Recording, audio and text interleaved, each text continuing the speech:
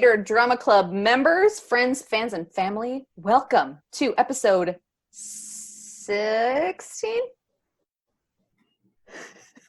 Sweet 16 of the Goshen Theater Drama Club Table Talks. We're here today with your regular panel, me, Miss Amber, Miss Katie, live from, where are you at today, Katie? I'm in Michigan today. Oh, this week, Katie's coming. You're like field reporter, Katie, coming at you from Michigan. The weather's coming in great. It's a little warm today. Yes, It is. yes. It is. It's hot front. Yeah, and the weather's also warm. Oh. Also joining us, our regular panelist and irregular panelist, Paul Regano, live from NYC. How you doing today, Paul? How's the hot city? Oh, it's good. I mean, I have AC, so I avoid the heat part of it. But yeah, it's not dead as some stupid newspaper would have you believe. I believe you actually on the previous episode of Table Talk said that it was dead. So, Oh, that's awkward. Well, I have some medical training, so. There it is. Returning from her educational hiatus, Miss Molly Hill, live from Goshen, Indiana. Goshen! Woo, woo, the flagship store. How you doing, Molly? How you been? I'm good. I have to say, I woke up this morning and it is the most tired I have felt in a really long time. Actually, I think since like week 1 of Drama Club. That's like the last time I remember being this burnt out.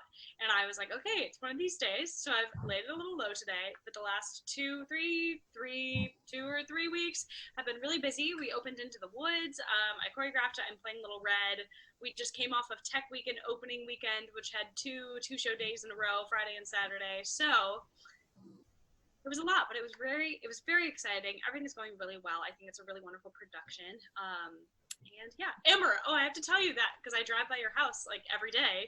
And every time I drive by, I go, hi, Amber, hi, Ryan. Like in my car by myself. And you never say it back. She didn't know that. Fair enough. We're just like waiting.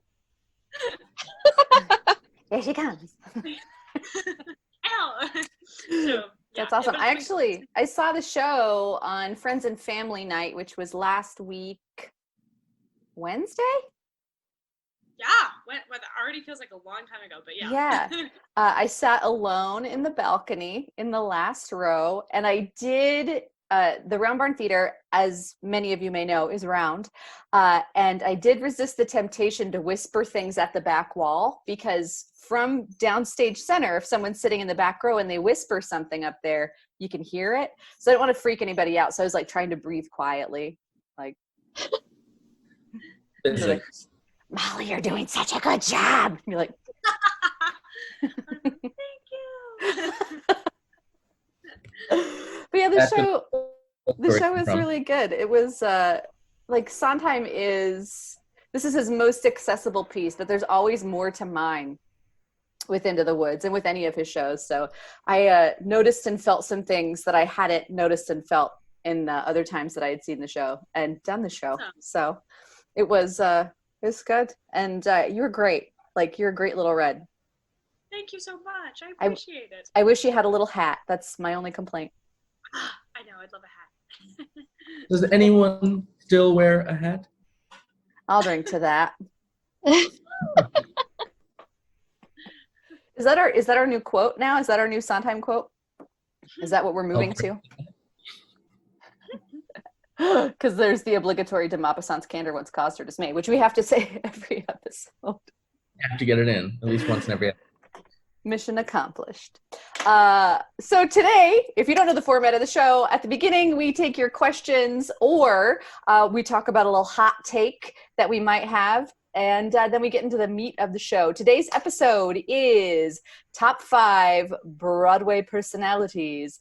We opened this up to some technicians and actors, singers, and we didn't do, I don't think any of us did, composer, lyricists.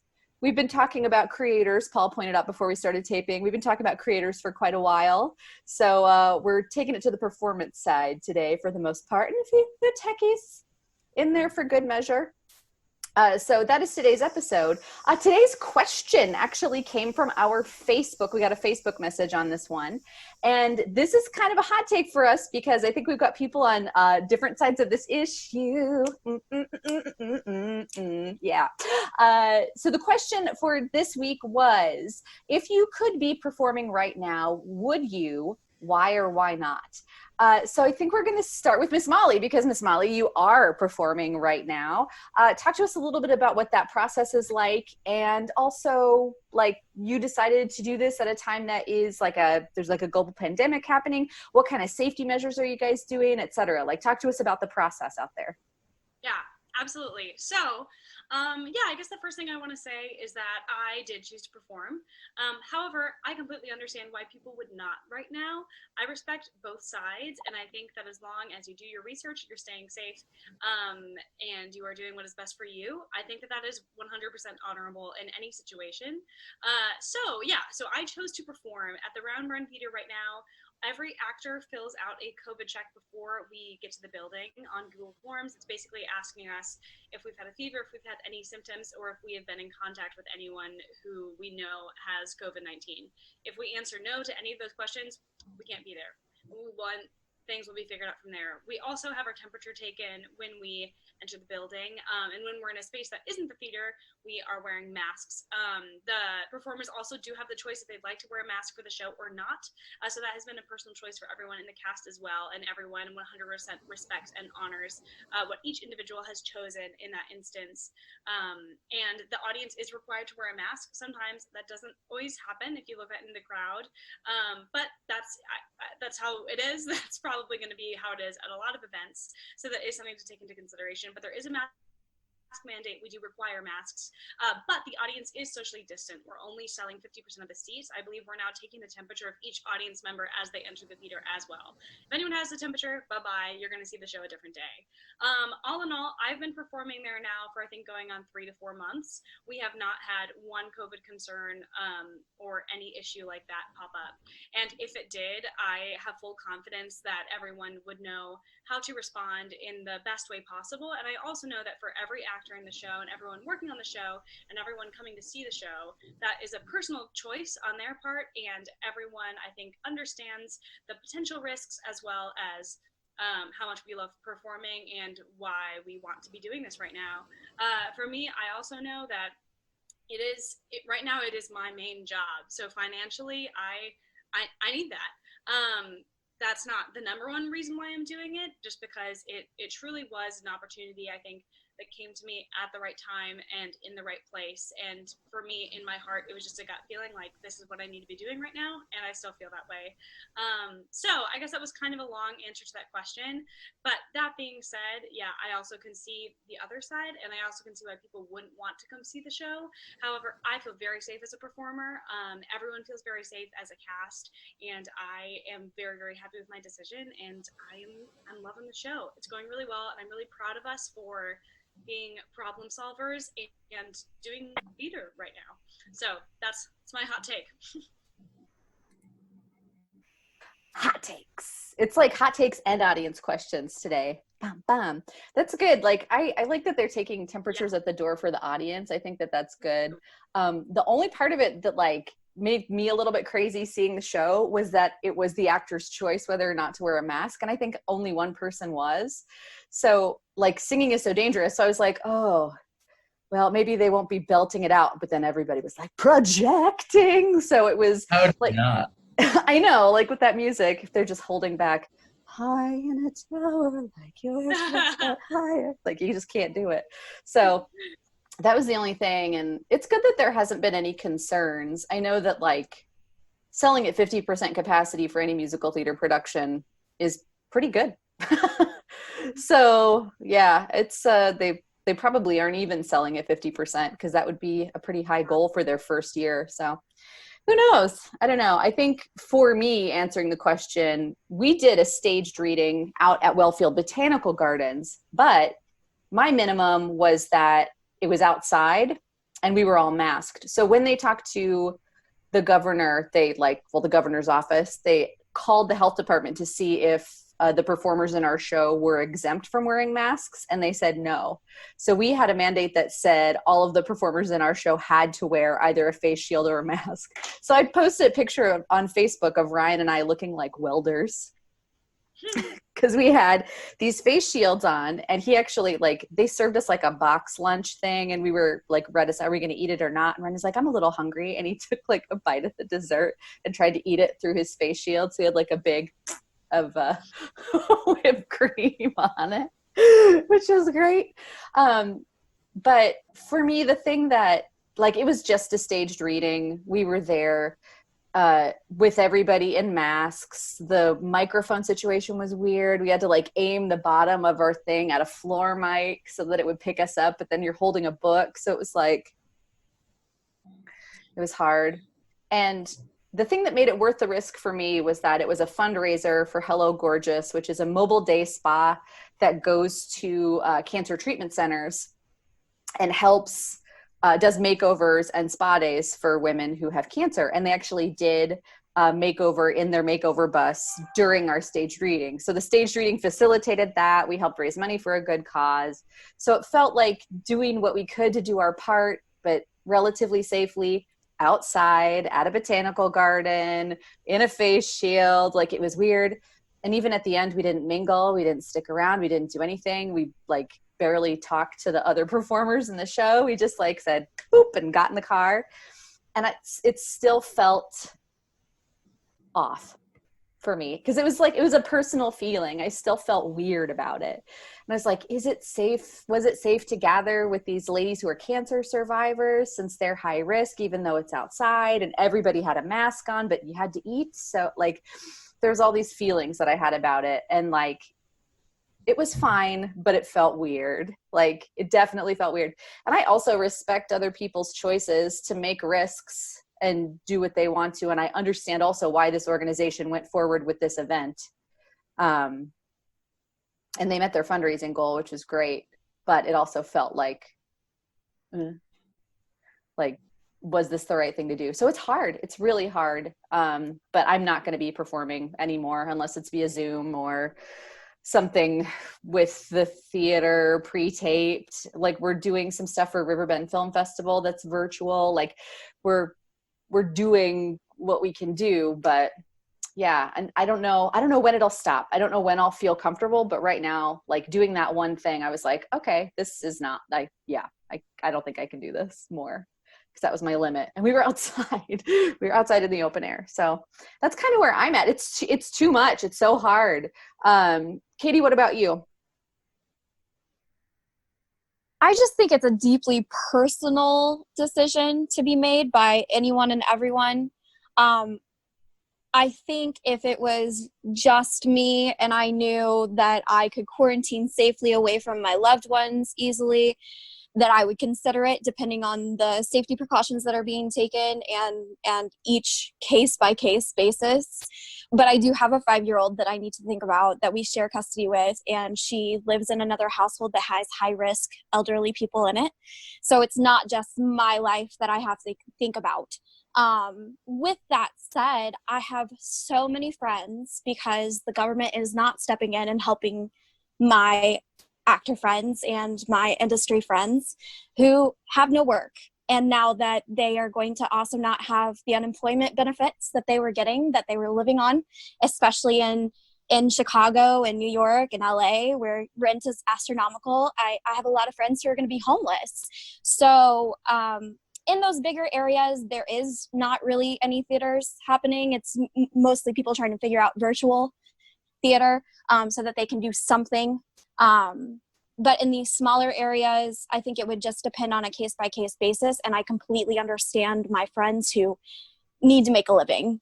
And that's their choice. And I hope that the theaters are taking every precaution they possibly can to make that happen safely for everyone. And And I just hope that the audiences are taking care of the actors too by making the choice to wear your masks. It's very important if you want theater to continue. If you want it to survive the pandemic, the arts need a lot of help right now. And you could do that. You could contact your officials, tell them to get some more funding out there, make sure that they get the unemployment benefits back out there. If you want your artist friends to survive, they really need your help right now. But I think it's just a deeply personal decision to be made, and I understand why people make it. I don't think that I personally can make that choice right now because of my situation with my 5-year-old. But I love that Molly is doing a show. I'm glad she feels safe. I'm glad they're taking care of you, and I hope that they keep continuing to do that. Hot take. Hot take. Yeah, the thing that also needs to be sort of understood, I think, about performers, and this is one of those things we've talked about several times, is that it is a highly trained profession.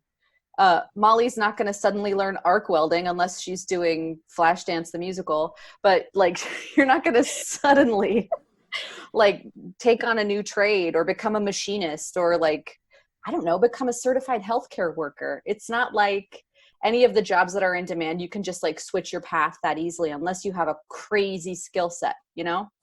Well, and it's also like in Chicago, for instance. So I actually work within a theater, and I'm not a performer, right? Like I'm an actress, but right now my day job is to manage a bar and cafe within a 7-house theater. And we've been closed. We closed the week before they actually shut Chicago down. We made that call as soon as Broadway closed. The day after we were closed, and we were the first to close, and we will be the last industry to open. In those higher areas, Broadway, Chicago, all of those bigger cities, we were the first to close. We will be the last to open. So the longer people draw out the pandemic by not doing those safety precautions and taking care of themselves and taking care of your neighbor, the longer our industry is going to suffer. So keep that in mind when you choose not to wear your mask. Keep that in mind if you choose to go to a show. Wear a mask, take care of the performers, contact your officials, make sure they're doing everything they can for your artist friends because they need you right now. And that's a good, Go ahead, Molly. Point too, because I forgot to add, if I were in New York or Chicago, I would not be performing. However, I'm performing in Napanee, Indiana, and I personally feel that that's a lot different. So I think that was a good point that like Chicago and some of those bigger cities, it's definitely a different situation. And that's why a lot of our actors coming in from California have said like, we can't do this in California. And they were all COVID tested before they even got here. So yeah, I think that's a really good point. Yeah, and on your point about funding, Katie, Indiana has just released, for any of you who are part of Indiana nonprofit arts organizations, has just released, I think, $10-20 million in arts funding related to COVID-19, emergency arts funding. So check that out on the indianain.gov website. Paul? Yeah, so many good things have been said. Katie, to your point regarding the funding and the unemployment and how it affects artists specifically, I will add it's not just artists even. We live in an industry as theater artists or as any kind of artist that is based on a gig format, right? We are independent contractors most of the time. Any kind of regular employment, the only guarantee is that it will end. The only regular thing about being an artist is that you will be unemployed. That there will be time between gigs, and you know how to work with that. We plan for that, or any good artist should plan for that and know how to get through those dry spells. This is not a normal dry spell, but in general, independent contract work and gig workers, I'm forgetting the statistic, but it's somewhere in the 40% of the American workforce does work that's through independent contracting, gig work, stuff like that. So it's not a small contingent of people who are kind of left out to dry when it comes to these kind of things with no support system. And again, these are people who are prepared for these kind of situations. For a smaller type of situation, this is much larger than anything that you can prepare for in this industry. Anyway. Just gonna jump on that soapbox with you for a second. If I could perform, would I? This is a difficult question for me because I don't perform that much as is anymore. My performances are mostly on my own terms and my own schedule. on the rare occasion that I do, it's usually a cabaret or concert that I've put together of my own work.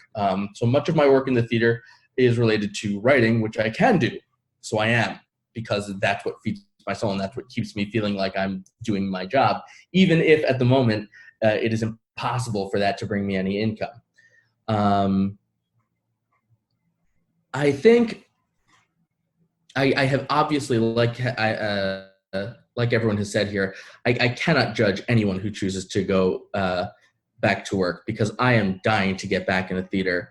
I think I've mentioned in the past, my girlfriend is on the Fiddler tour, and she's dying to get back on the road. We both have jobs. I've got a Broadway job coming up. She has a national tour that she was already on that is coming up, and both of us are ready and eager to get to work. We cannot. If they told us tomorrow that we could, we would. So that being said, I can't judge anyone who wants to get back to work. A, for yes, the job security and the income that we're used to, and B, for the fact that this is more than our livelihood, it's our lives. It's what we have to do, right? So with that being said, I think the only circumstance in which I would perform, and I mean, for the record, I will say I have performed. I have, just the other night, I said, you know what, I want to play piano for my friends. I haven't done it in a long time, and I got on Facebook Live, and I did a virtual piano bar open mic type situation, and I had a blast. I think I'll do it again at some point. So in that regard, yes, I will perform. Live performances, I feel like, was the question, though, and I think the only way I could do it is kind of the way Amber was talking about, and that's outdoor theater. And I agree with her; it would not be the same. It couldn't. But I've done outdoor theater. I love outdoor theater. I love watching it. I love doing it. There's something about the beauty of nature combined with the man-made beauty of art that is just so enchanting to me. And especially when it's a show, that really works when you tie it in with nature. I got to work on, just for a little bit, I got to sub at the Delacorte at Shakespeare in the Park when they did Midsummer Night's Dream a couple of years ago. And that show is like filled with nature, and like getting to see that in that space, it's a beautiful thing. So that's the only way I think that I would do it. The Berkshires, the Barrington Stage Company up in the Berkshires, who I've worked with before and I have great respect for, is doing an outdoor production of Godspell. And here's a friend of mine is in it, and she got a really good review, so I'm really excited for her. But here's the other side of that, and this is something that, again, Molly and Katie have both brought up, and that is the people in the audience have to be responsible as well and wearing their masks. And I saw pictures of the audience at opening night when everyone is praising Barrington for being so safe and being so careful and doing it outdoors, and everyone in the cast had face shields on. It was not optional for them. And it's still supposed to be an amazing production. And if anyone is watching from Massachusetts, go see it. But when you go see it, wear your mask, because the pictures from opening night showed a lot of people in the audience with their masks pulled down under their noses or whatever. So that is my fear. And I worry about if I were to perform, would I be encouraging that kind of behavior? And again, it's a personal choice. And I think, I still think I would do it again because it is such an integral part of who I am. But I think those are all the things I wanted to say as I was listening to all your brilliant, salient points as you all talked about it. I want to add one more thing before I get off my soapbox, and that is that theaters are not just the performers that are lost work. I am a salaried manager, and I was able to stay on so far because we were able to get our PPP loan. But only managers have been kept on staff where I work. And all of our hourly staff, that's our box office, that's our technicians, that's our baristas and our bartenders, all those people that make your shows happen, make your time at that theater happen, are out of work. And most of my baristas and my bartenders are also performers. So they don't have anything else to back up them, because that is their backup, is to be that barista and that bartender. So keep that in mind. It's not just performers. It's not just musicians. It's everybody that you see at a theater helping you along the way. Ushers, box office, everybody. The arts are a billion and billions of dollar industry. New York, I mean, just Broadway shutting down has cost New York billions of dollars because it's, like you said, it's not just the actors, it's the technicians, it's the front of house, and it's the restaurants in the theater district and the bars, and it's the souvenir shops in the theater district. Tourism is New York City's main export, and we can't do it. I thought it was dreams. Yeah, that's a close second. Tourism, dreams. That's beautiful. I think what I wouldn't give, first of all, to see an outdoor production of Into the Woods at the Acres. That's so funny because me and one of our cast members, we were talking about that the other day because on our break we went through a walk. We just went for a walk on the property. We were walking through the woods and we both looked at each other and we were like, wait, we need to do Into the Woods. In the woods, have the audience members like walk through the trail, like they have to go on the journey, and like as they walk to different places, they come to the next scene, and we're outside, and it's actually happening. But it's An immersive Into the Woods. What I wouldn't give. Oh, neat. That's another one that they did at the Delacorte a few years back. An all-star cast with Amy Adams as the baker's wife and Donna Murphy as the witch. Incredible production. I love her. Yeah. That's great. All right. Well, that's our episode. Oh, wait. So our main topic today for episode 16 is our top 5 Broadway folks. Today we are going to start with number 5. We're all going to talk about our top 5 Broadway people. Maybe we'll elaborate a little bit. Maybe we've got some controversial choices. I have a couple ties. You guys know I can't, like, there's a couple places I couldn't just pick one person. Wait, did we actually have to rank? Because I just chose 5 people. I don't know if I could like make it competitive. Mine are ranked, so. Okay, I'm just going to pick at random too, Paul. It's fine. I didn't rank mine either. I didn't either. Put them in order now. I Fine. love that Amber did. I feel like that makes sense. Just because I'm a pageant person. I've like the 4th runner-up. All right, we're going to start with our number 5s. And I'm gonna just launch in. You guys ready? Amber's Ready. number 5. It's Julie Andrews. Gotta love it. Yeah. Okay. So not only was she like formative for me as a kid because I grew up when there was something called broadcast television, kids, and everybody had televisions in their houses and their living rooms, and they turned them on with a knob, and like there was only 3 channels, and everybody kind of watched the same thing. It was crazy. So at that time, once a year, they would play The Sound of Music on TV, and I would watch it. I was obsessed with it. My grandmother bought me the vinyl album. Now, an album, kids, is like a disc. It's a magic disc that you like put into like a magic machine and music comes out. It's like an MP3 player, but like meta. Layers. So I would listen to that record. I recorded it onto a blank cassette tape and played it over and over again in my room, and I would act it out. Loved it. Definitely a formative person in my life. And, I like Mary Poppins too, but Sound of Music was really my gateway drug. So got to pick Julie Andrews. And most people think of her as kind of a movie star, but she started out on Broadway and on the West End. My Fair Lady on the West End, right, Paul? I'm sorry, My Fair Lady started on the West End, did it? I don't know as much about Lerner and Lowe's canon. Awesome. And I just knew a fun fact that Paul didn't know, so I'm feeling pretty good about myself. Hey. So my number 5 today is Julie Andrews. Katie, what's your number 5? Well, since I have to rank them now, Lindsay Mendez. Yeah, Lindsay Mendez. Oh, her on the Dogfight cast album just kills me. It rips my heart apart. She's gorgeous, she's beautiful, and I love her very much. And so smart. Such a smart performer. Yes. And she didn't she win the Tony for Carousel? Did she end up winning? Or was she up for it? I think she won supporting. Yeah, that's what I thought. Look This is why I have Paul and Amber, because they get all the trivia. Me too. I've missed you, Molly. She won. She won when she played Carrie Pepperidge in the Carousel revival. Yeah. In 2018. Yay. Yay! Molly, what's your number 5? I also didn't rank mine. I'm like having a hard time picking a number 5, quite honestly. I'll just Do it alphabetically. Oh, okay. Then that's perfect. It was also the 5th one on my list that wasn't ranked, but it was still at the bottom, and it's the letter A.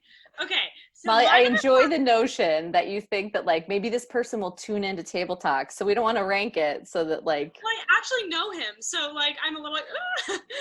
So my number 5 is Jacobs. He was the original Aladdin on Broadway. He's also played Marius in Les Mis, and Simba in The Lion King in Chicago, I think on tour. So yeah, but he is actually a friend of my family on my mom's side of the family. My cousin, I think, was a dancer at Adam's wedding with his wife Kelly. His wife Kelly has been a swing, I think, on Broadway on a national tour. She was in Mary Poppins. She was a dance captain. She does a lot of that type of a thing. They have 2 beautiful twin boys that were born while he was in rehearsals for Aladdin. When we came and saw Aladdin, he took us backstage, took us on a tour. We had brunch with them the next morning. It was lovely. They're wonderful, wonderful people.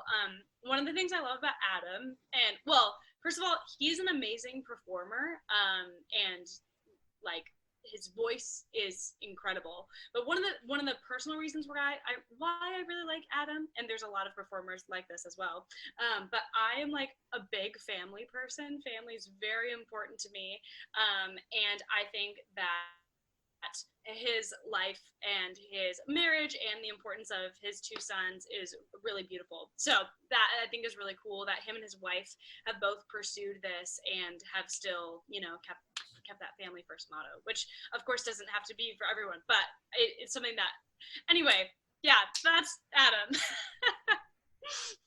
The end. It doesn't have to be for everybody. So funny. Oh my gosh, I love it. No conflict. Paul, what about you? Number 5. I hope that some people recognize the name I'm about to toss out. I don't know if they will, but Chris Diamantopoulos.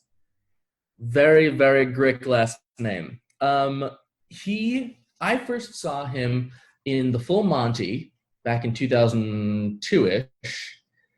Which is a show I talked about in last week's episode, which I love very much. And he was like probably my favorite thing about it. I don't think he was the original cast, but he came in later and played Ethan, who is sort of the character for myself that I identify most with. You know, when you're watching a show as a performer and you're like, which one of these is me when they do it at my high school? It's him. When they do The Full Monty at my high school. I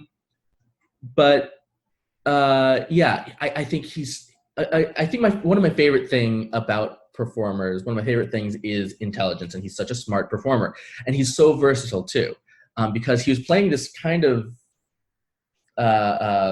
eccentric-ish, not super all there character. But then he's also played, if anyone here is a fan of Silicon Valley, he plays a very arrogant, narcissistic billionaire, and he's hilarious. Again, a very different type. If anyone saw the A Christmas Story live broadcast, he played the old man. He played the father in that. And I was so excited to see him in that because A, he was so good, one of the best things about that broadcast, and B, I was hoping that it meant he was returning to musical theater, which is where I first discovered him, and then found out that he had done a lot more film. But he's so talented, so good, and so smart. And that versatility and intelligence, those smarts, the way he's just so natural and he just gets where the next beat has to go. It seems instinctive, but I know that it's a lot of hard work, and he's working very hard and has studied very hard to get to that point. And I love him. And look him up. Try to spell that last name, Diamantopoulos. Diamantopoulos? I don't even know how to pronounce it. I've never spoken to the guy, but he's great. That's awesome. I feel like all of mine are like from the beginning of time, and you guys are like, this is someone I met yesterday. No. He's the most recent. I got like 4 people on my list, and I was like, I need someone who was born after 1960. So don't worry. I just wanted variety. You don't have to. Like, there's some consistent things. Like, it's like my list at the end, everybody's going to be like, okay, I'm not surprised by any of that. Well, like, now I'm looking at my list. I think we're going to have a lot of overlap now. Oh, hey-ho, tra-la-la. But mine are ranked, so there is that. Those are great number 5s. Number 4 on my list, we're going to flip it over for dramatic emphasis. Da-na-na-na-na-na, it's Bernadette Peters. She almost made mine. Me too. Like, the thing about her is that she was like Broadway's everything in the 80s, but she was not afraid to also do film and television. And there was no project that was like, no, I don't think I'm going to do that. And she's so funny. And she's like sexy funny without being stupid a lot of the time. Like, she is good at playing that like airhead character, but she plays simple people, not idiots. And I'm like, oh, that's so smart. But yeah, I think I saw her the first time on The Muppet Show. She did The Jerk. She did so many different shows. She actually did the Andrew Lloyd Webber Song and Dance back in the 80s. There's 2 acts to that show. It's one of his lesser known shows.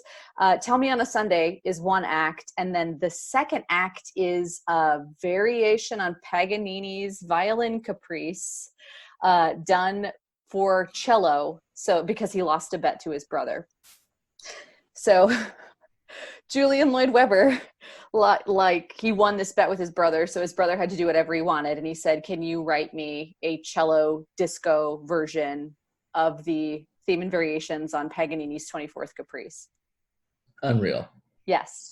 So that happened. It's great. Listen to it. You'll have a lot of fun. I mean, to the modern ear, you'll probably be like, oh, that's terribly cheesy. Sounds like the beginning of a after-school special.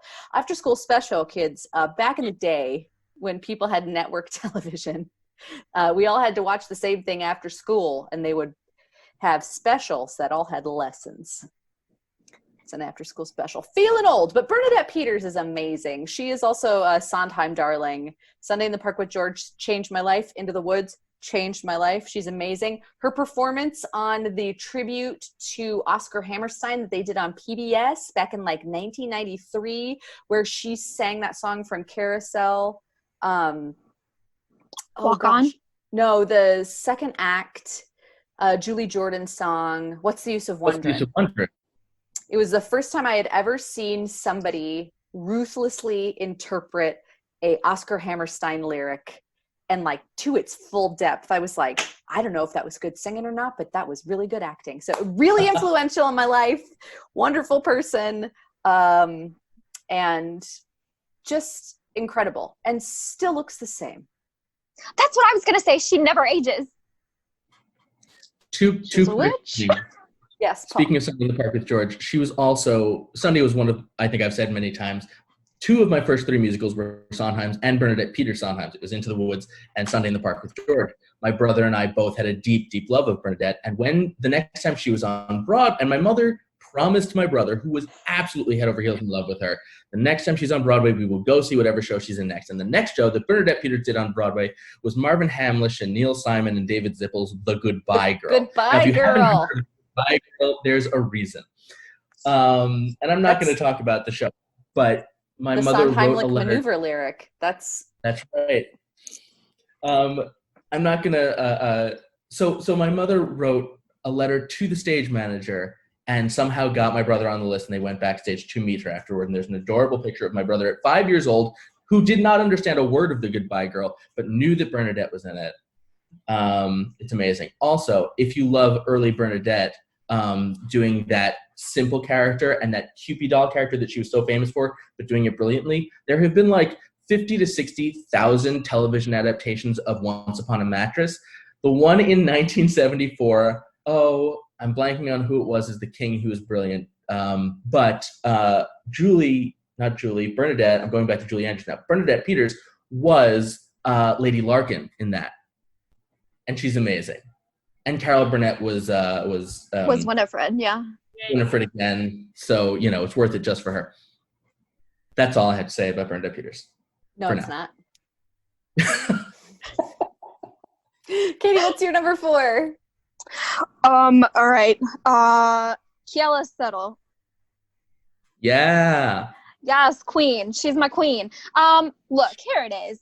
I wish that she would have been a star when I was growing up, because she is the perfect role model for someone like me who is plus size and gets told no a lot because of body issues, blah, blah, blah. She is the queen. She rocks it out. I love her so much. Her and Waitress, her and The Greatest Showman, anything. I'll watch her anytime. She's brilliant. I think she's such an honest actress, and that's what I look for in an actress, is just someone who's honest and like just, she does so well. I love her. I'm not good with words. She's amazing. We are the same. Molly, what's your number 4? Mine is Kelly O'Hara, who I love. One of the things I love about her is that she is a legit soprano. She doesn't do a ton of belting, and right now that's a lot of what's in the Broadway world, which is awesome. I love that as much as anyone, but I love that she was true to herself and was this is what I do and this is what I do well and this is who I'm going to be as an actress. And she has the Light in the Piazza, am I even saying that right? But Bridges of Madison County, which is one of my favorite shows. I just think she is gorgeous in the role of Francesca. So, I think she's an amazing performer. I think that she has kind of paved the way for a lot of other women of that vocal type or of that type as an actress to have roles and to know stay true to what you do, because there is a place for you in the musical theater world. That's what I love about her. She's my number 4. I love that you brought up the Bridges of Madison County too, because Jason Robert Brown's music is so famous for that belty, modern pop sound. And I think it was Bartlett Sher, who is also a genius, who brought her into that project. Wow. He uses her a lot. He loves her, and why wouldn't he? Because she's incredible. But I think that hearing Jason Robert Brown's music sung in that really, really earnest and legit sound elevated the material so much more than anyone else would have done something completely different than what she did. So good. Yeah, we talked a lot about that belt sound and how important that is to modern musical theater. And that thing that you just said, Molly, about how so many shows are belted shows, the mix is so important to everybody, because nobody's really merman belting. You know what I mean? If you went in, you're my best friend had a little situation at the end of our senior year. Nobody would like that. So nobody's doing the pure belt. It's all of that front mix thing. And everybody's making the same sound. Nobody is making their own noise. So it is so refreshing because, on The King and I, someone would be mixing that anyway. In the Broadway, if it wasn't her, it would have been someone singing in their nasal cavity. But it's so refreshing to hear someone sing in their natural voice. I love it. Love it. Paul, who's your number 4? My number 4 is going back to the golden age of Hollywood, actually, although he is a theater performer and did make a bit of a splash in 1939, I believe, with Pal Joey, Gene Kelly. Yes! Gene Kelly is... there are 3 people on my list who I feel are in a class by themselves, where it's there are performers, there are amazing performers, there are celebrities, and then there are just aliens, inhuman, another different level. And one of the things, and he was also known to be a bit of a taskmaster and a bit of a perfectionist because he operated at that level. Doesn't excuse the behavior, but what he did, he was able to do, he made so many films where he was the star, the choreographer, the director. In many cases, the conceit was his own. And he was more than just an artist who made incredible work and brought in other performers to his level. But he was sort of an ambassador for the arts, I always felt. That he always wanted to say, we can do this. We can have a mainstream audience look at a ballet sequence and see a story and be entertained. We don't have to pander to them. We can say, this is good art. I'm going to make it, can't remember the English word for it. It'll grab the audience. That's the word I'm looking for. That's not the word I'm looking for. Compelling. Thank you. And that's why I love him. He did everything. He did it incredibly well. He was just the best at what he did. And oh my God, such a devotion to the craft.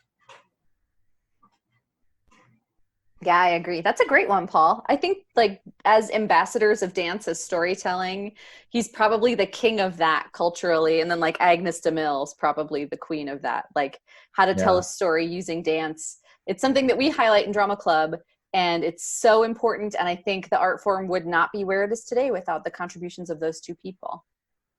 Yeah. Yes. That's very cool. So we're down to number 3.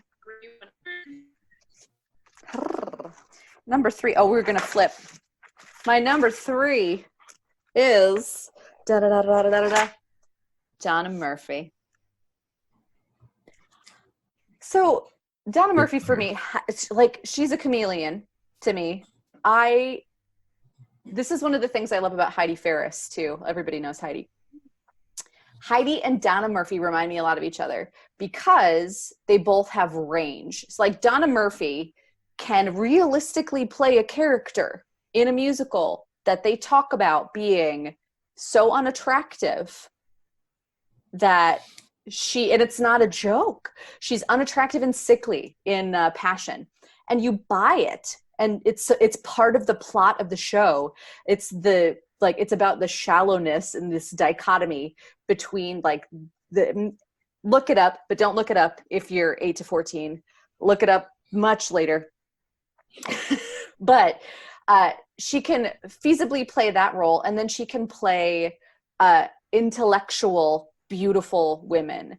And on the list of people who made me think it was possible for there's a groundhog in my backyard, sorry. The people who made me think that it was possible and that there was room in this industry for more than just tiny, flexible, like belting soprano dancer girls.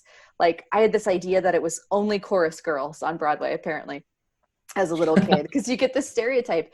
But Donna Murphy is one of those people that I was like, no, if you're smart and intuitive and honest and like really like just as a compelling performer, as someone who has something behind the eyes, who could play the room to the back row and the front row, like that's a skill. That's valuable. And she's got a beautiful voice. She has a rendition. We were talking about cut songs, Paul. She's a rendition of Ain't Got No Tears Left, I've Been Crying So Long, which is a Leonard Bernstein song that was cut from Wonderful Town. I was going to say, I think it's Wonderful Town. It's beautiful. She has a great rendition of that song on the album Bernstein's New York. Look it up. It's amazing. But she's got an incredible instrument and incredible acting ability as well. I love her. That's a lot of words. Donna Murphy is my number 3. Katie, what you got? You got number 3? Sorry, I was writing down that song so I can look it up later. You'll love it. It's so good. There's this bridge moment where she's like, wish I could cry. Oh, it's great. I'm having a hard time with these 3 because I love them all so much, and I don't want to rank them because I love them so much. But I guess I'll go with Carol Burnett. I love her. She's the comedic queen. Like, what can you not say about Carol Burnett? I love the rendition of Once Upon a Mattress that you're talking about, Paul, where she plays Winifred. But then I love later on when they made a remake of her and she was the queen. Brilliant. What was that? Which time? Oh, I don't know. I've seen the film version. I don't know. I just think she's brilliant. Her comedic timing, I mean, I don't think there's anyone that could hold a candle to her. She's so quick. I love watching the Carol Burnett show with my parents. I was doing that just a few weeks ago when I went down for a visit. They were so excited to see it on Amazon Prime. If you haven't watched it, you should. It's brilliant. She's brilliant. I know Amber really loves her too. So Let's also talk about the Carol Burnett show in the 70s in comedy, an industry that to this day is dominated by men. That she not only was able to keep up with the best male comedians pretty much ever, Harvey Korman and Tim Conway, but also that she ran the show. She was in charge, and like that, especially at that time, it would still be impressive now. But in the 70s, are you kidding me? Queen. Yeah, she was the EP and one of the head writers and the headliner of the show, and would sing and dance on the show. Yes. Like it wasn't just, again, it was the variety show format where they were doing sketch comedy. But imagine Saturday Night Live, but also everybody tap dances, does ballet, has flawless comedic timing, does their own writing, and then also sings and writes music. And it's a cast of 5, not a cast of 14. Yeah, exactly. And I think one of the things that really draws me to her acting, just in general, and her talent is I mean, obviously the woman can sing. She's got a gorgeous voice. She can dance. She can do all of it. But I feel like she leads with her acting. And I feel like I am that kind of performer. I always feel like I'm an actress before I'm a singer, and that my acting informs my singing. And so I love her. Paul, do you know, she has 2 albums that she put out when she was younger, where she sings like Johnny One Note, a bunch of other stuff, because she was a crazy belter, as we all know, in the classical sense. And she wanted to do a version of All I Need Is the Girl, but it's All I Need Is the Boy. Are you aware of this? So she approached Stephen Sondheim and said, hey, is there a way we could write a jazzier lyric that's All I Need Is the Boy? And he said, oh, I've been dying to rewrite these lyrics. So they are, got my new gown, let my hair down, all I need now is the boy. Got my silk net, got my heart set, got my 5 yards of beaded crepe to sheen on, now all I need's a strong arm to lean on.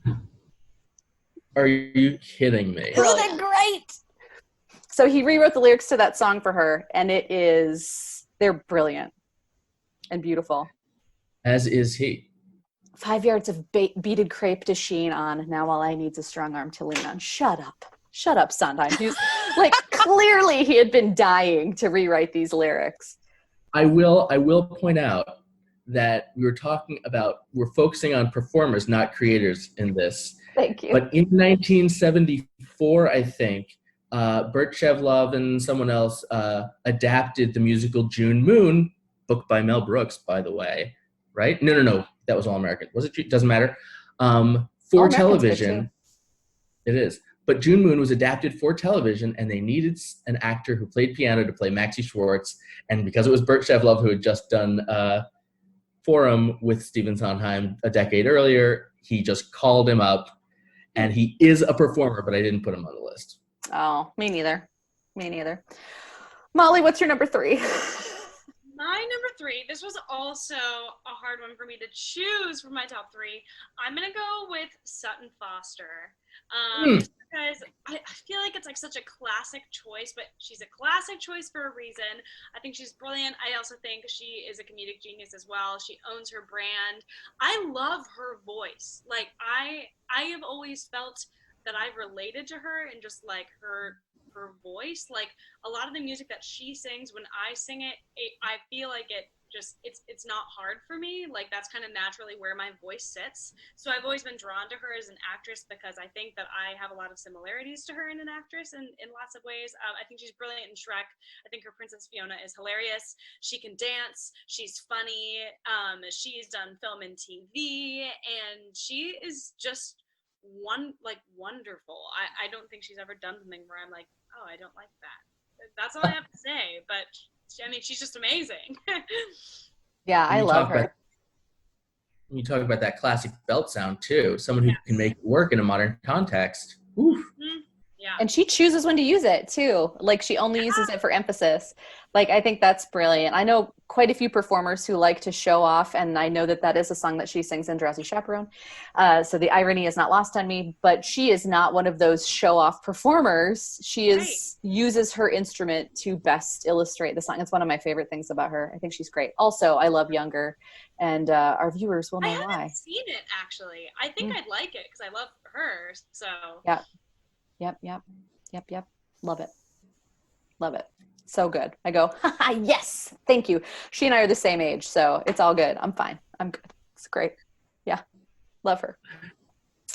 Team Josh. So, Paul, who's your number 3?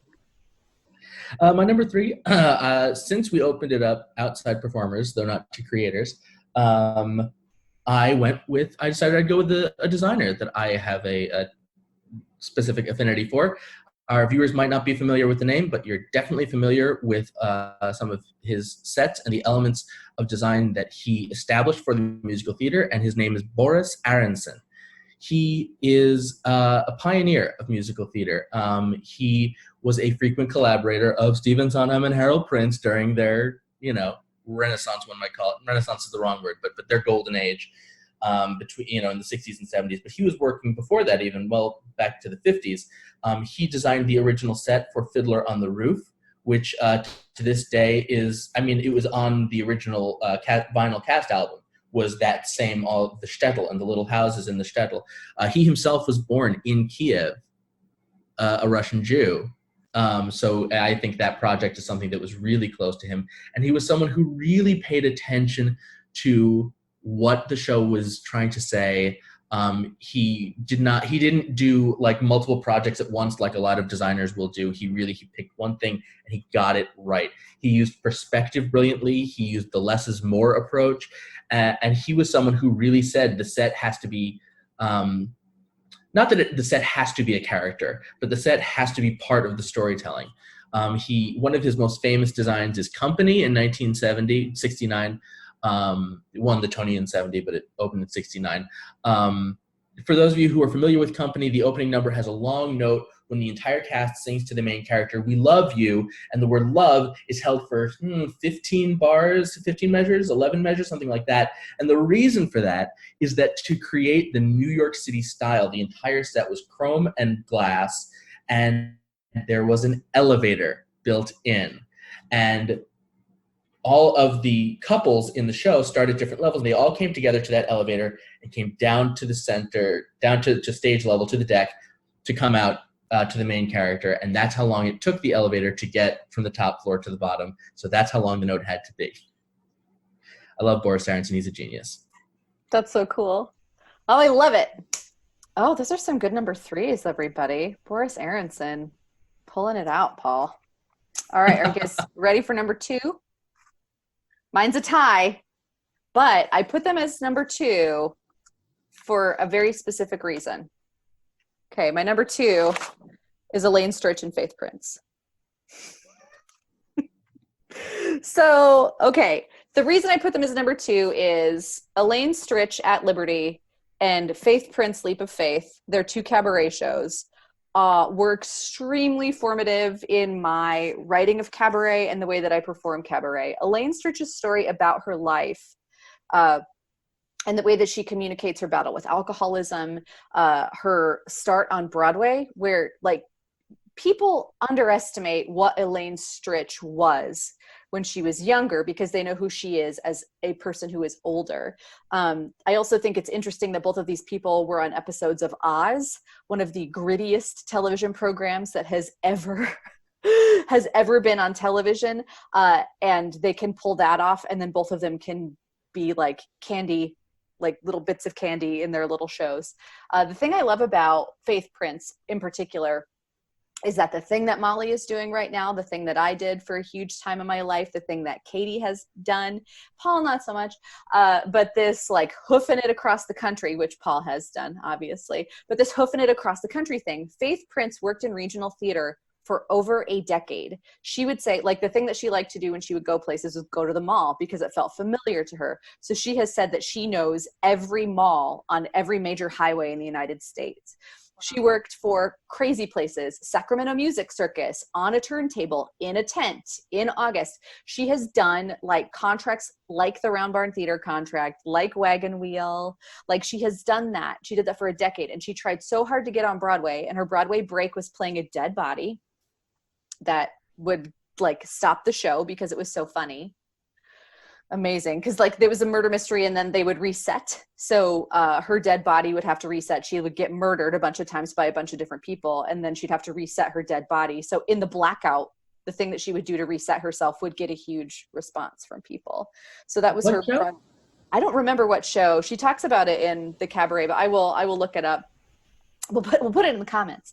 But then her big Broadway break was when she played Miss Adelaide in Guys and Dolls. And she had done callback after callback after callback for that show. And it was a stroke of creativity that got her the role. They said, bring us something new. She had sung songs from the show. She had sung everything in her book. They said, bring us something new. And she didn't know what to do. And then she had this flash. She was going to do a song as the character from a different show. And she sang Something Wonderful from The King and I as Miss Adelaide at that callback. Amazing. He will not always say what you would have him say, but now and then he'll say something wonderful. And she got the role because she Which kind of speaks to Adelaide's struggle too. Yes. Genius. Yeah. So I love her creativity. And Elaine Stritch obviously is a master comedian. And I would love to be able to channel just a tiny bit of her ability to like not BS anybody. I would like to have that energy and that strength and that like self-assurance to just say what I think. Cause she would offend people. Sure. Didn't care. Everything's fine. Like I would love that. That is not who I am. Do you know that later in her lifetime, she would walk into Broadway theaters at, say, half hour when house opened and say, I'm Elaine Stritch, give me a ticket. And it always worked. Except for one. She said the one show that they did not just take that as currency, Mamma Mia.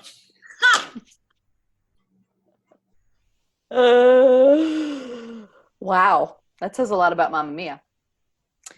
But yeah, those are my two. Sorry I rambled a little bit, but I love both of these ladies. If you can, find and watch Elaine Stritch at Liberty. It is her in a pair of black pantyhose, pair of high heels, and a white men's shirt ranting for 2 hours, singing, telling her old stories, telling stories about how she was understudy on Broadway doing an out-of-town tryout in Boston, I think, at the same time, would leave from her call and get in a taxi and go to Boston so that she could make her call for her out-of-town tryout, like working it.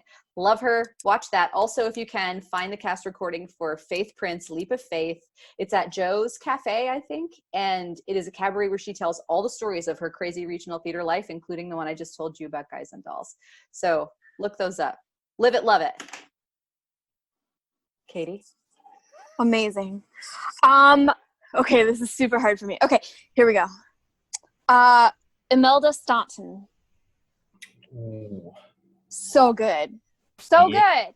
So obviously we know her from Harry Potter, and right now, yes, Molly. But unfortunately, I'm blanking on the character's name for some strange reason, and I'm stuck in Matilda, and I keep going to Trunchbull, and I know that's not it.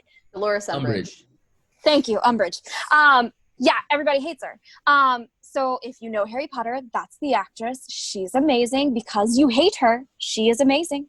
But I fell in love with her when I heard the London revival of Sweeney Todd that she did, as she played Mrs. Lovett. Oh, guys, it's the best version of Sweeney Todd I've ever heard in my life. She's amazing. She's done Into the Woods, and she did Gypsy. Supposedly you can find it on PBS someday. I don't know. I have yet to find it, but I need to watch it. I just think she's brilliant. She's another one of those that she has great instincts. She's a very honest actress, and her performance informed my own performance when I was doing Sweeney Todd in college. I had researched the big three, well, Emilda at the time wasn't considered one of the big three. I consider her one of the big three, but Patti LuPone and then Angela Lansbury, because I was getting ready to play Mrs. Lovett and I was just researching the role, and all three drastically different, all three drastically brilliant. Imelda was my favorite. I don't know why. I just love her so much. She's so brilliant. I think we could populate all 4 of our top 5 lists just with women who have played Mrs. Lovett, because you've got Angela Lansbury, you've got Dorothy Loudon, you've got Carolee Carmello, you've got Christine Baranski. What a list. That's true. Whew, Molly, what's your number 2? That one was good. Mine is, I hope I say her name right, Eva Noblezada. Mm-hmm. Yeah, she just has, I think, such a neat story. Like, I think when you're growing up and you're interested in theater, everyone dreams about, like, oh, I'm going to be discovered. Like, I'm just going to do this thing and be discovered. That rarely happens. It happened to her. She was in the Jimmy Awards, which is kind of, it's like high school performers, and it's a big kind of competition sort of a thing. So anyway, she was in the Jimmy Awards and won the Jimmy Awards, and I believe at the time they were casting for the revival of Miss Saigon, and they like found this girl, I think she was like 17 or 18, and casted her in the lead role, which I forget the character's name right now, and that's embarrassing, but oh my goodness, what even is her name? I'm not a big Miss Saigon fan. I don't know. Yeah, I've actually never seen it on stage. Anyway, look it up, kids. Lead of Miss Saigon. Eva played her, and I listened to this really interesting podcast. I forget who it was with, but they were interviewing her just about her journey. So basically, after that, she went to London on the West End to play Eponine in Les Mis on the West End. Amazing. And now, well, before COVID and hopefully after, she originated the role of Eurydice in Hadestown, which I saw a week before shutdown. Her performance in that role is it was unreal. Truly one of the best things I have ever seen. Her voice is unstoppable. The way that she uses movement as like a movement person, I thought was incredible. She sings this song in Act 2 called Flowers, and she just sat on the stage, and I don't think she even moved, and I like saw tears in her eyes, and I was just thinking about how she sings this 8 times a week, and had been for months at that point, and she was still giving that much to the role. I thought it was amazing. I think she is one of the best overall captivating performers I have ever seen, and I just think that, I mean, like, she's my age, and so that's it is incredible to me. She's just one of those people I think is just so naturally gifted. So yeah, that's my number 2. I don't know if you mentioned also Kim, stereotypically. Oh, Kim. Yeah, she plays Kim. And she not only did the role and received incredible acclaim, but a Tony nomination as well. Oh yes, you're right. Did she win the Tony, or was it just a nomination? I don't think she won it that year, but I could be wrong. Yeah, at like 18 or something crazy like that. Yeah, regarding that like stillness and like not moving and the physicality, and tying that into my number 2, who is also Elaine Stritch. In Elaine Stritch at Liberty, she sings Broadway Baby, which it's a masterclass in restraint. It is, I think in the entire song, she takes 2 steps forward. That's the only movement that she uses in that song. And you are absolutely captivated the entire time. You cannot take your eye off her. But because she's been canceled out, because Amber already said Elaine, I'm going on to my honorable mention list. I'm between 2, but I think I'm going to go with Norm Lewis, who was Broadway's first African-American Phantom, which is cool.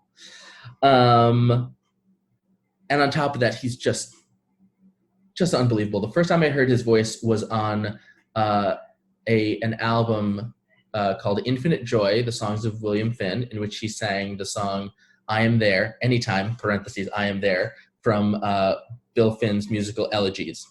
And it like, I mean, I knew the song already, but I hadn't heard him sing it, and it moved me almost to tears the way he did it.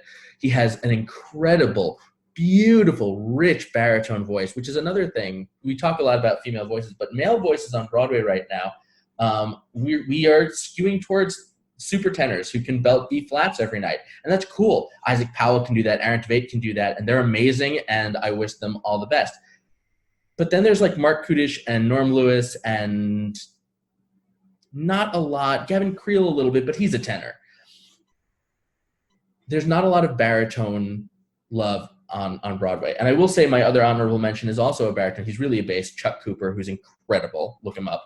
Norm Lewis is just, he's so human on stage. I got to see him in Once on This Island a couple of years ago. And it's so natural and it's so real. And then he opens his mouth and it's like, how can something so out of this world come from someone who's so flesh and blood right in front of me? Amazing. That's incredible. Yeah, I think I have this theory that we want all singers to sound the same on Broadway.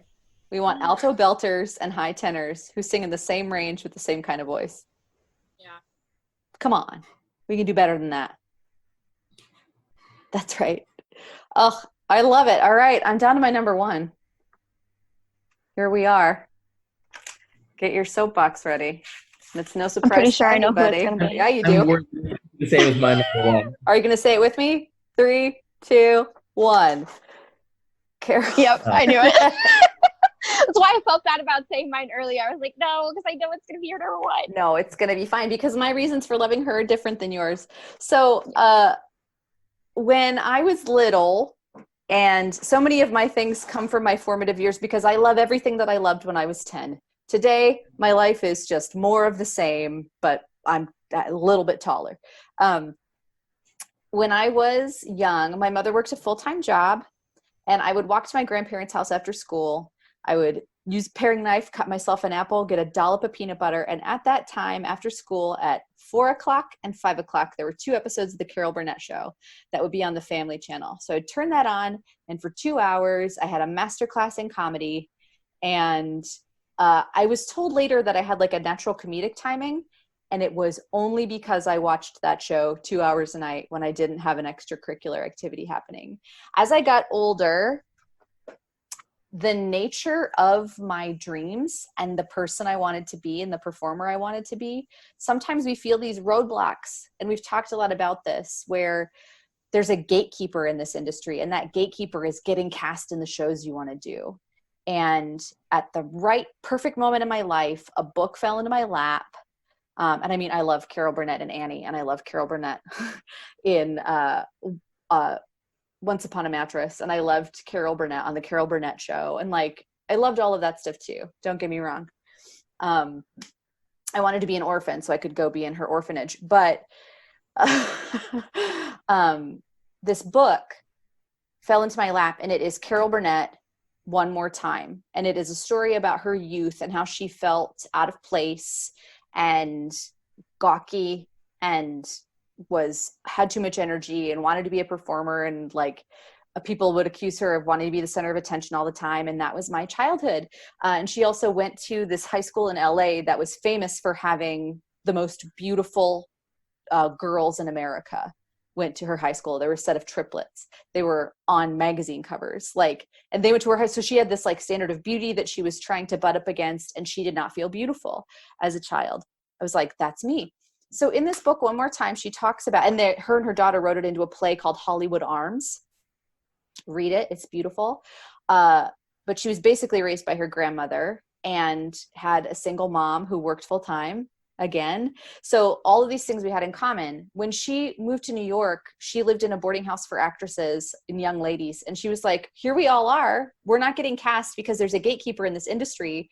What if we pool our sandwich money and we rent a space and we put on a show?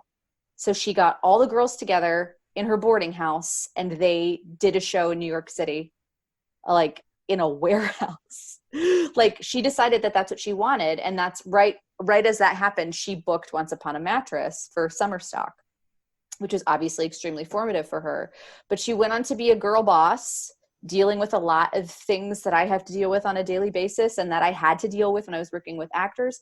So she has been an inspiration in my life on literally every level. Her book about reflections on the Carol Burnett show, this one is called This Time Together. Her first book is called One More Time. I don't have a copy of that book because I lend it out every time I buy a copy of it, because I know so many young actresses and young ladies who need to hear make your own art, you know? And Molly, I'm sorry you haven't gotten a copy yet. I've given you every other book. I was about to say, like, I remember us talking about it in the office too. Yeah. Was like talking about that book. But she has inspired me to write better. She's inspired me to be a better boss, to not be afraid of my own power, to not be afraid of who I am as a woman, as a person, as a comedian, not afraid to make a fool of myself, and try to not be afraid to sing with my own authentic voice and be my own authentic person. And that is why she is my number one. So yeah, I could say more, but I won't. Also, some brilliant performances from her. We talked in our last episode about the big 2-disc set of Putting It Together, which originally starred Andrews, your number 5.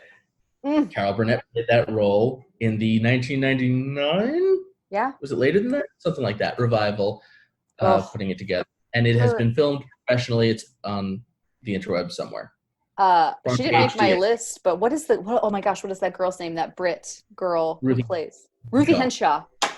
Oh, love her. She's Molly. Do you know who Ruthie Henshaw is? I've heard the name. Watch that version of Putting It Together. She's your spirit animal. She was the original, not original, but the Chicago revival that's been running forever. When it went to the West End, she opened that production as Velma Kelly. She's incredible. She's your kind of dancer and your kind of actress. Henshaw. HENSHALL. Yeah. I'm excited. Love it. She's an honorable mention. Katie, who's your number one? Angela Lansbury. Has to be the OG of the Sweeney Todds, the Mrs. Lovitts, and also Mrs. Patz, who I grew up singing along to on the cassette over and over again. Still a dream role, guys. Still a dream role. Basically, I feel like I would be happy to do anything Angela Lansbury has ever done. And I could make it work. It'd be fun. I feel like she's kind of a chameleon. You talked about Donna Murphy being that chameleon, and girl still looks great. I mean, she old, but she looks great. I feel like she hasn't aged poorly at all. And she still got it. She sang for the Beauty and the Beast concert or whatever not long ago. Sounds great. I loved her. Also look up, I'm sure you've seen Katie, but to our viewers, if you like Angela Lansbury, you might not have heard of Bedknobs and Broomsticks. Yes. Underrated Disney film from the 1960s-ish. Yes, so good. Oh, Molly, who's your number one?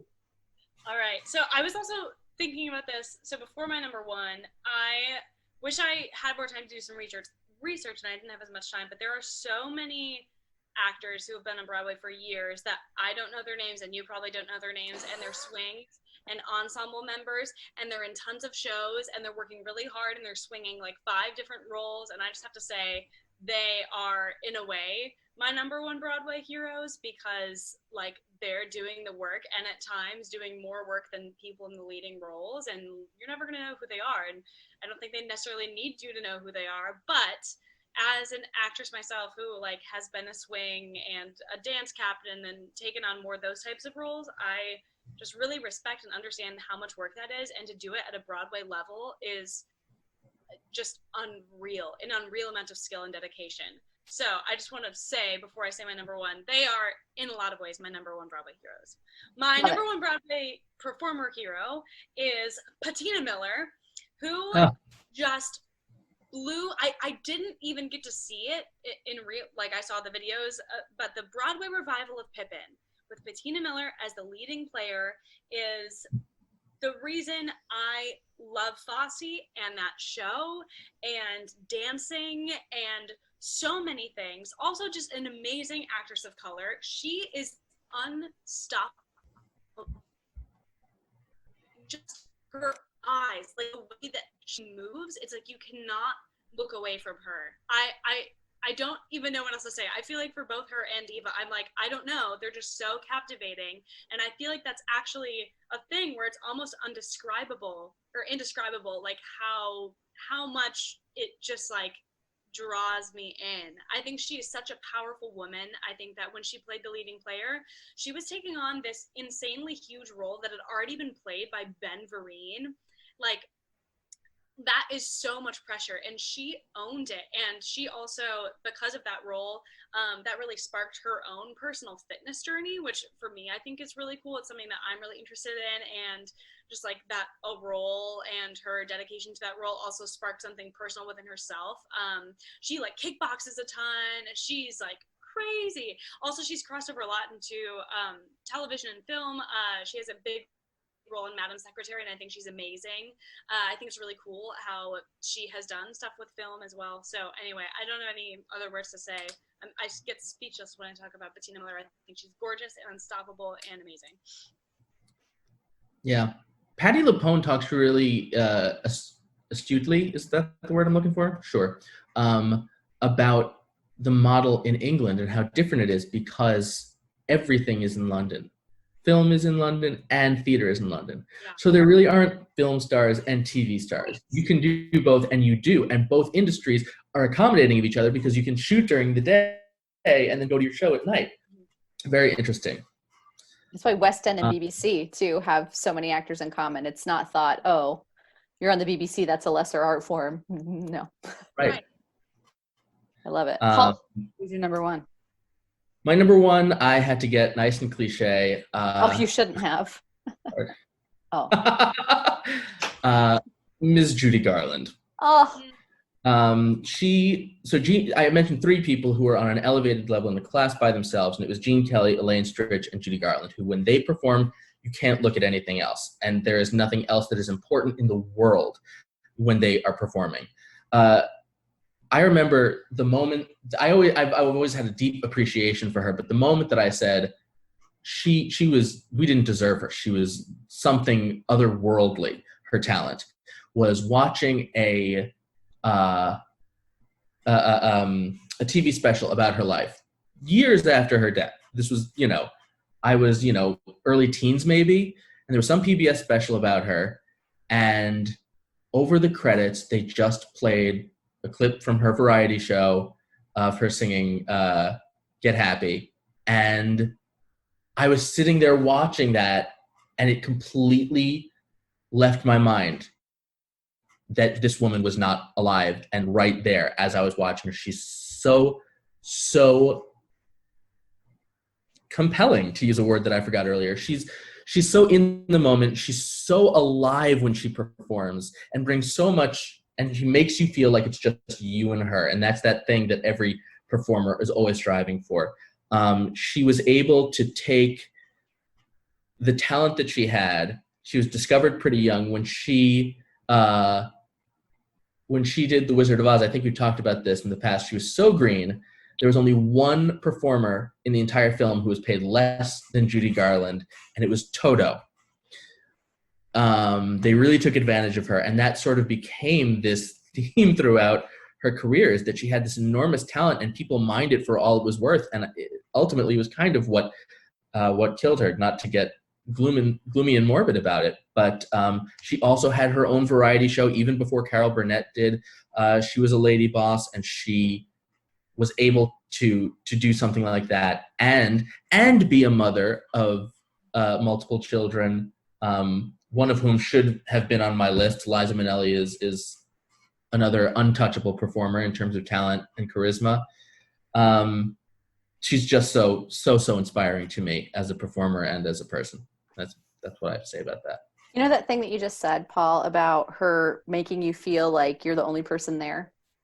I think that it is a true skill as an actor to be in the moment when you're in a show, because it's hard to stay with something when you've memorized it and just like stay in the second that you're in. It's hard to, even though you've heard the same words from another performer dozens of times, maybe hundreds, like it's hard to stay in it with that person. Imagine the gift that's involved when someone is not just in the moment, but makes the audience in the moment too.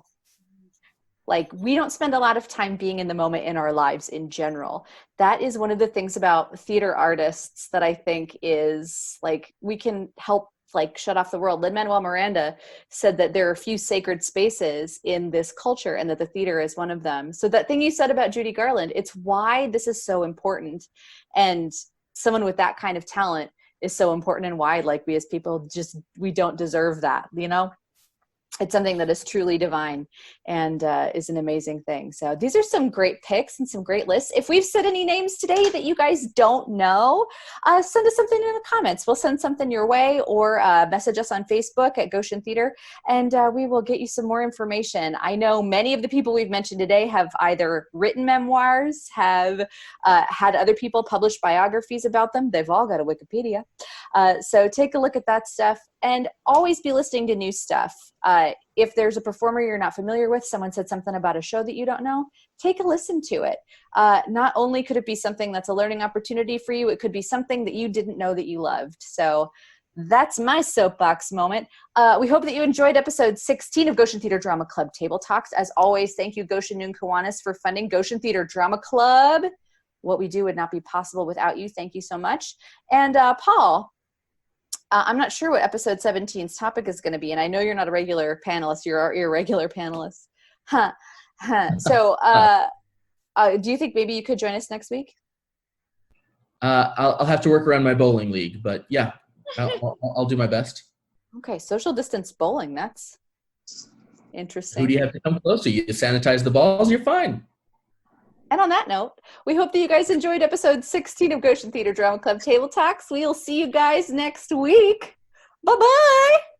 Bye.